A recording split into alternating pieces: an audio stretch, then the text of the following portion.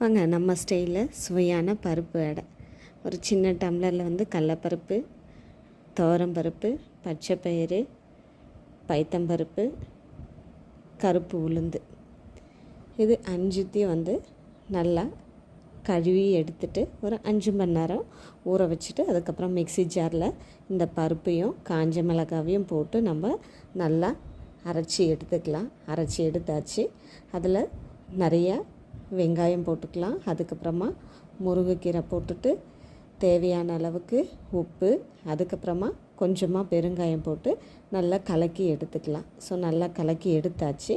அதுக்கப்புறம் தோசை தவாவில் நம்ம நல்லா எண்ணெயை தேய்ச்சிட்டு, அதுக்கப்புறமா இவங்கள தூக்கி அதில் போட்டு நல்லா தேய்ச்சி விட்டோம்னா ரெடி ஆகிட்டே இருக்கார். அதை சுற்றி நம்ம கொஞ்சம் நல்லெண்ணெய் நல்லா விட்டுட்டு திருப்பி போட்டு எடுத்தோம்னா நமக்கு பருப்பு வடை ரெடி ஆகிடுச்சு. அதுக்கு காம்பினேஷன் கார சட்னி.